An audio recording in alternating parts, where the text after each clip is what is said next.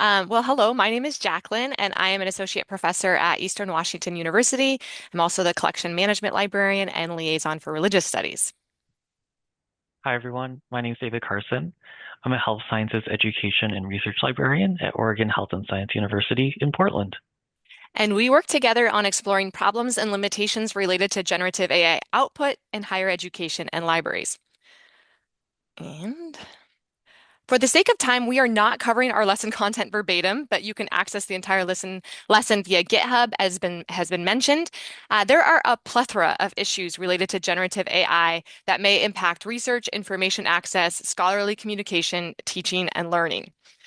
An initial challenge involves differentiating generative AI from other forms of artificial intelligence and distinguishing among the wide range of AI tools, designs, and functions. As you can see, I've had a little too much fun creating AI images for these slides, but I've also had some guilt over using AI for this purpose. But I figured these lessons are all about Gen AI, so I wanted to see how it works in practice and not only talk about it in theory. A central ethical concern is the transparency of generative AI models. Assessing the massive data inputs, complex architectures, and algorithmic integrity is quite difficult to undertake when dealing with proprietary technology. Machine readability relies on standards and formats, but data provenance is obscured in generative AI systems, which often remove identifiers such as metadata during tokenization, making it more difficult to track data origins. Because each model is uniquely trained, outputs reflect distinct probabilistic patterns and encoding variations. Large language model outputs are stochastic, meaning the same prompt will not yield identical results. So ultimately, outputs are shaped through prompt engineering, raising concerns about data privacy and how user inputs are collected and used. So, how can anyone place trust in a model whose own developers cannot reliably predict its behavior? And who is held accountable for any harmful or unintended outcomes generated by the AI? AI generated content may reflect multiple biases. Automation bias tends to lead users to place undue trust in AI generated content due to the confidence in which it presents information. Finding a balance between implementing guardrails to ensure safety while preserving openness remains a challenge. Based on learned patterns instead of genuine semantic grasp, an AI tool might produce misinformation called hallucinations. For example, as mentioned, Aisha has been implemented as a chatbot using a ChatGPT API to assist with reference inquiries, but promoted non-existent links in library services, which is a challenge. So while some AI-generated misinformation may not stem from malevolence, generative AI may also be used to create disinformation such as deepfakes, which are deliberately designed to mislead someone, often exploited by scammers and used to spread fake news. These issues raise significant concerns about accuracy and reliability of AI output. We've been discussing how large language models can hallucinate, but why does this happen? Large language models sometimes produce confident but incorrect answers, and this behavior is tied directly to how they're trained and evaluated. These models were trained by learning patterns from large amounts of text and generate responses based on what is statistically likely. When the available data is unclear or when patterns in the training data are weak, models may still try to produce an answer instead of expressing uncertainty. In these cases, they often generate plausible sounding guesses. This tendency is reinforced by how models are evaluated. Most evaluation benchmarks reward accuracy, which discourages responses like "I don't know." As a result, models are incentivized to provide an answer rather than signal uncertainty, even when guessing would not be appropriate. Think of this like how making a guess on a multiple choice exam gives you a better chance of being right than just leaving it blank. As long as large language models rely on probabilistic prediction, hallucinations remain an inherent challenge. Hallucinations in large language models can take several forms. One common type involves mismatched or contradictory data. This occurs when a model combines real elements incorrectly, such as attributing a real quote to the wrong person or merging facts from different contexts in ways that don't belong together. Another type is decontextualized or incomplete information. In these cases, a model may present statements that are technically accurate but omit essential details, limitations, or context. For example, a model might describe a research finding without mentioning key constraints, which can make the information misleading even though it's not entirely false. A third form is fabricated information. This happens when a model invents content that has no basis in reality, such as citing studies that do not exist or creating fake authors, titles, events, or other details. These fabrications occur because the model is following learned patterns. Given these different types of hallucinations, verifying AI-generated information becomes essential, especially in academic and professional contexts. Mike Caulfield, who you might know for developing the SIFT method, developed the three moves framework, which offers a simple and practical approach for doing this when working with AI tools. The first move is get it in. This means starting with a clearly and neutrally framed question or claim so the AI understands the task without being steered towards a particular conclusion. The second move is track it down. Here, you examine any sources the AI provides and confirm they exist, they're credible, and they actually support the claims being made. This includes checking whether summaries accurately reflect the original material. The third move is follow up. This involves refining the AI's output through additional prompts, often by asking it to rely on higher quality or more specific sources, and then repeating the verification process. Using this framework helps shift AI from being treated as an authority to being used as a collaborative tool that requires human judgment and verification at every step. As we know, AI is already reshaping education. It has already changed how knowledge is accessed and synthesized, evident in library platforms that employ AI to retrieve resources through natural language queries and to summarize content. AI can potentially enhance learning as another academic tool if it's used responsibly, but there are legitimate concerns about moral de-skilling, debility, or dependency issues that may arise if AI is allowed to take over aspects of our lives in ways that have not been fully considered. Some librarians, instructors, and students have concerns about intellectual inquiry, the integrity of the learning process, and other ethical issues related to the use of AI in the classroom. Many lack AI literacy. Some have limited knowledge of AI concepts and terminology and do not know how to effectively use AI tools. Compounding this issue is the fact that prompt engineering techniques are not universal across systems. Against this backdrop, it's important to look at how students are actually using AI and what support they receive. Despite widespread student use of generative AI tools, many students report limited institutional guidance on how to use these technologies effectively. A 2025 survey conducted by Technology from Sage highlights a clear gap between AI use and support. According to the survey, students commonly use AI for basic academic tasks, such as summarizing articles and proofreading their work. This suggests AI has already become integrated into their everyday workflows. At the same time, uncertainty around academic integrity policies makes many students hesitant to engage more deeply. More than half of students said they use AI tools, such as ChatGPT, in their research, yet only 8% report receiving support from librarians. Only 17% said they'd turn to a librarian for help, while 27% reported that they would not seek AI guidance from anyone at their institution. Taken together, these findings suggest that while students are actively using AI, many are navigating these tools on their own without clear institutional or library support. Finally, there are growing concerns about how AI use affects learning and thinking. The increased integration of generative AI into academic work raises important questions about critical thinking and cognitive engagement. A study by Lee and colleagues found that higher confidence in AI tools is associated with reduced critical thinking, particularly when users rely heavily on AI outputs rather than engaging deeply with the material. The study also shows that AI changes how critical thinking occurs. Instead of focusing on original analysis or idea generation, users often shift towards verifying, editing, and integrating AI-generated responses.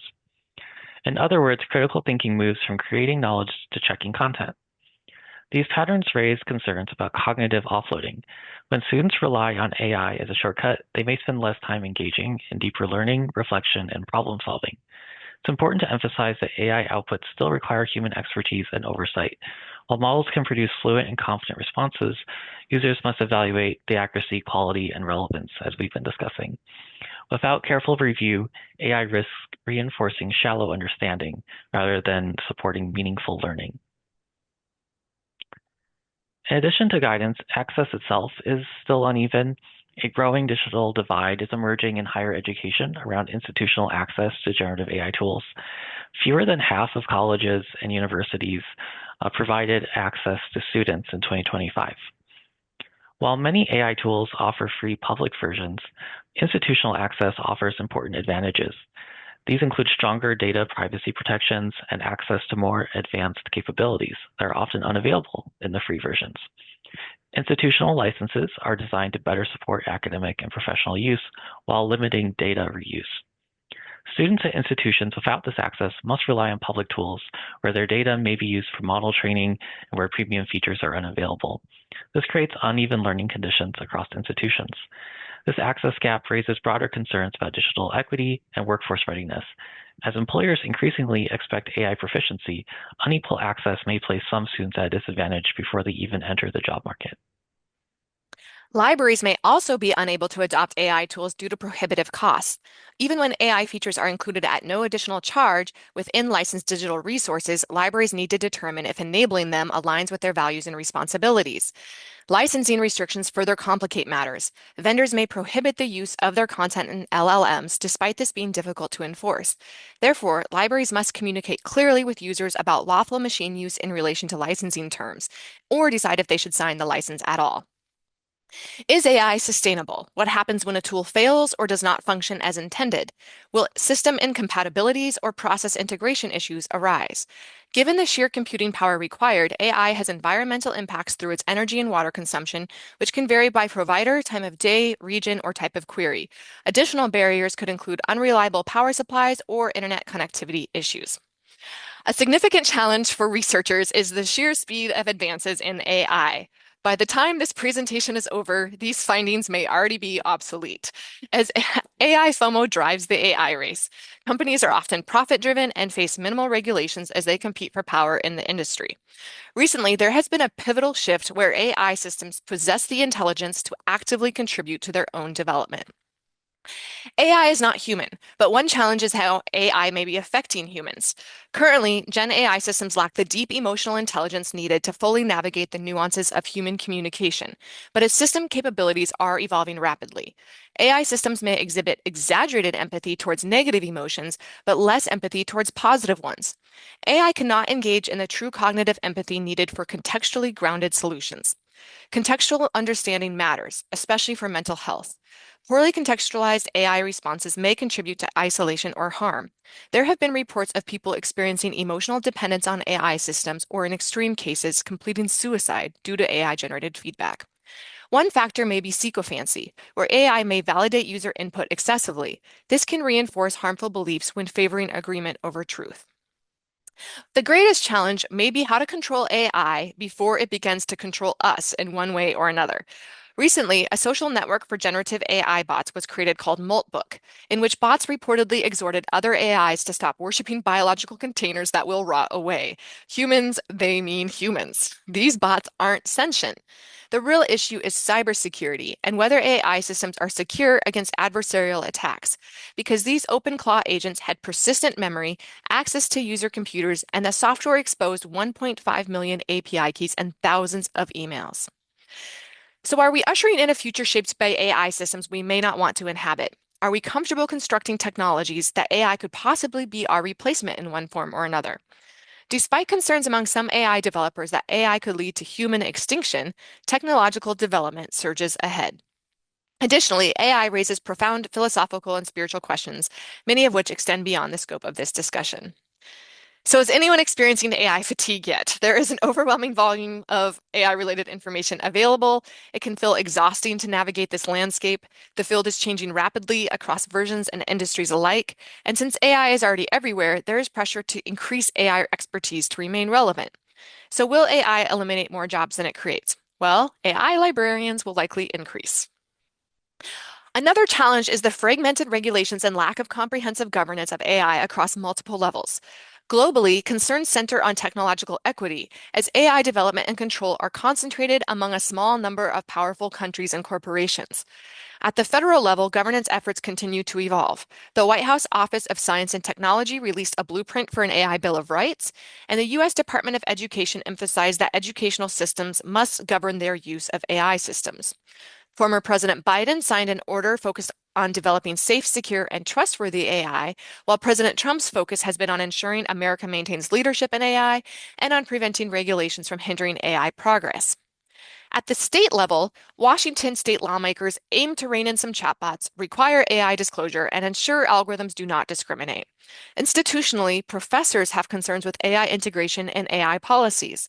Courses may have AI policies in their syllabi designating use as mandatory, optional, or prohibited for students. At the library vendor level, Clarivate's policy asserts it develops ethical AI. At the publisher level, Springer Nature does not recognize AI authorship and requires disclosure of AI use in the methods section of a publication unless AI was used solely for copy editing. Within academic libraries, the Association of College and Research Libraries has released guiding principles for AI. University of North Texas libraries have formed an open access repository of policies governing artificial intelligence. And the International Coalition of Library Consortia issued a statement on AI licensing, signed and endorsed by our Orbis Cascade Alliance. So now let's talk about the challenges of AI related to academic integrity. Academic integrity involves taking responsibility for one's own academic performance by honestly completing one's own work and respecting others' intellectual property. Some may consider the use of AI-generated content as more akin to ghostwriting than plagiarism. Traditionally, plagiarism occurs when someone presents another person's work as their own. Notably, ChatGPT is not a someone. Content is machine generated, aside from the human prompt, raising questions about whether it can genuinely represent as an author with original ideas or be considered scholarly work. Courts have not recognized copyright in material created by non-humans such as AI. In education, cases of plagiarism and academic dishonesty linked to alleged AI misconduct are rampant. Regulating student use of AI is a challenge. A librarian created a plagiarism continuum to show students when AI may be acceptable to use and when it crosses over into plagiarism. When AI policies vary across courses and are not clearly articulated, student misuse may reflect confusion rather than malicious intent. Upholding academic integrity ensures fairness, transparency, accountability, and reproducibility in research, learning, and teaching. Source attribution is core to scholarly publishing, academic advancement, and cumulative knowledge. Citations demonstrate credibility, accuracy, and intellectual integrity. They enable readers to evaluate academic work and help preserve a scholar's reputation by ensuring their contributions are recognized. While humans can give credit to authors and sources that have a retrievable address, generative AI complicates attribution because it is unclear where the system draws its information from. While one may credit the AI tool itself, the same output cannot be reproduced, effectively breaking the citation chain. However, some AI systems have begun to identify and attribute the sources from which they draw information in their outputs. Lack of disclosure can mislead readers and has serious implications for academic research and discourse. Methodology matters. Some authors are using AI to produce scholarly work without disclosing its use or acknowledging AI's role in the research or writing process.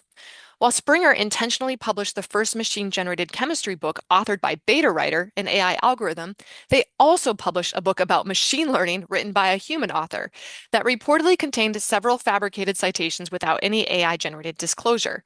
It was marketed at $169 before being retracted. Because AI systems may generate hallucinated or non-existent sources, faculty and staff must learn how to identify fabricated content and citations. Reference workers or archivists may be asked to locate phantom resources that do not exist, while interlibrary loan departments may receive requests for phantom articles or books. Researchers may be reluctant to admit that AI was used when questioned about the origin of their sources, and sources cited in assignments may need further verification. Additionally, libraries must actively monitor their acquisitions, library catalogs, or shelves for any untrustworthy AI-generated published content that could circulate and undermine information integrity. Another challenge is determining so many challenges. Another challenge is determining how AI-generated content should be cited. Regardless of whether the content is accurate, ethical scholarship requires acknowledging the source from which the information was obtained. Since AI systems tend to obfuscate provenance, simply linking to an AI-generated response does not allow others to trace the information back to the original source.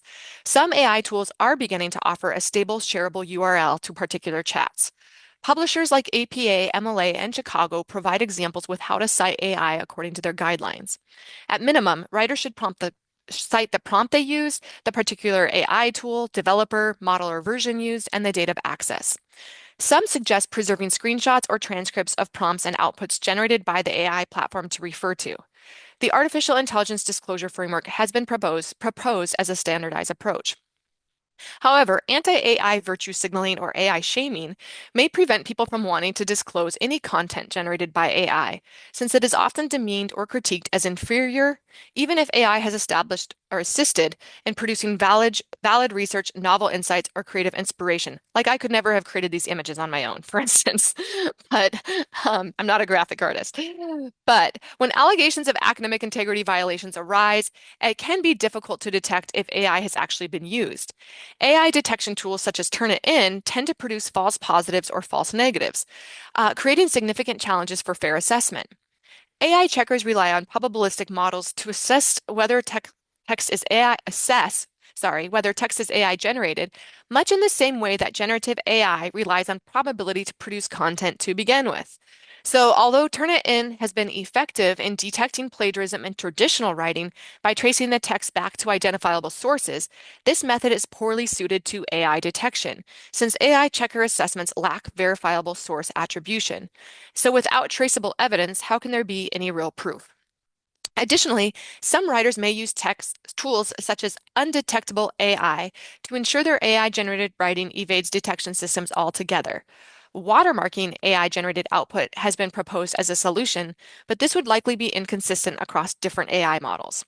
So, while other detection tools are still in development, there is debate about whether AI detection tools or other surveillance methods should be banned altogether by academic institutions. As AI continues to evolve and becomes capable of generating content in any style, it could become indistinguishable from any human output. So, while epistemic vigilance can be exhausting, as generative AI becomes further embedded in scholarly and creative work, we must find a balance between fostering innovation and maintaining information integrity. AI's capabilities should neither be underestimated nor blindly accepted. Many of the challenges here are actively being addressed, while others remain overlooked. At the same time, new challenges will continue to emerge as generative AI and related technologies evolve at an accelerated pace. But perhaps there are some AI challenges we can embrace. We can be the embodied inspiration that AI cannot be. Thanks.